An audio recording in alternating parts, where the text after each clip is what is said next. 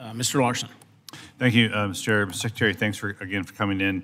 I want to start off with a question we've asked you about in the past, as well as visited Washington State a year and a half ago or so, and that's on the with regards to the culvert program.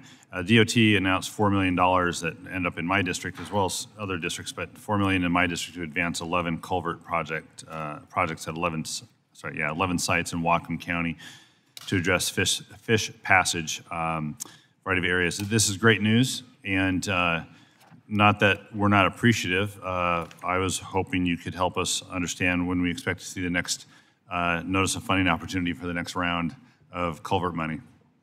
Well, thank you. We're excited about this program. I'll admit it was not on the list of things I thought I would be working on when I first accepted this job, but having learned the economic as well as societal importance of anadromous fish passage, especially but not only in the Pacific Northwest, I know how important this program is.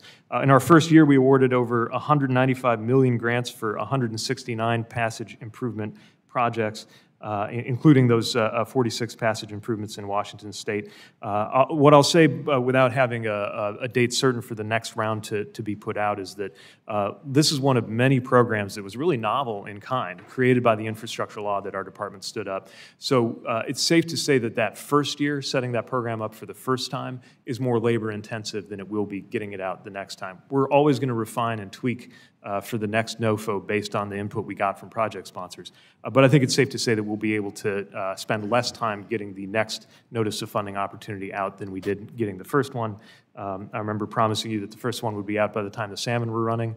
I didn't say where the salmon would be running, but they're beginning to be running in northern Michigan, and I take that as a reminder to get to work on getting that next round ready. And different salmon run at different times as well. So. Somewhat related to that, though, is a lot of these projects are in rural areas and helping local counties, rural counties make some changes. And I wanted to ask you generally about the department's work to maximize the reach of the BIL, especially in rural areas. One of the most rewarding things in this job has been visiting rural areas that are receiving grants where the dollar amount might not be the same as you would get on some of the largest, most complex projects, but that mean everything to the community they're in. I mentioned earlier my visit to South Dakota.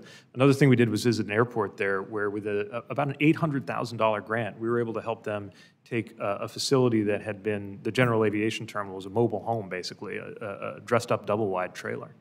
Not trailer, but a double wide, and turn it into a permanent building. And what that means is not just important for the pheasant hunting that goes on, but for medevac missions, crop dusting, that makes that small airport incredibly important to the people in and around Chamberlain. And so with those kinds of projects in mind, we're working to make sure that we are serving rural areas well. One thing I'm proud of is that we substantially exceeded the set-aside required by Congress on the percent of infra dollars going to rural areas, just to take one example. The hard part is that often a small county or community won't have the same resources to even apply for or manage federal grants that larger communities will have. We want to make sure that we're sensitive to that, responsive to that, and more user-friendly. That's why our routes team, which is dedicated to supporting rural communities, is active, and it's why I've directed our department to go out of its way to make our processes simpler and to render technical assistance where possible to smaller and frequently rural communities that are just as deserving but may not have the muscle memory of working with these federal processes in our department. That's good to know. As a member with rural areas, and I know some members have nothing but a district with qualify as rural. It's important. We'll hold you to that as well. And glad to read about Chamberlain. I haven't talked to Representative Johnson from South Dakota, but my great-grandparents are settled. Made their way through Chamberlain many, many moons ago. So happy to see that.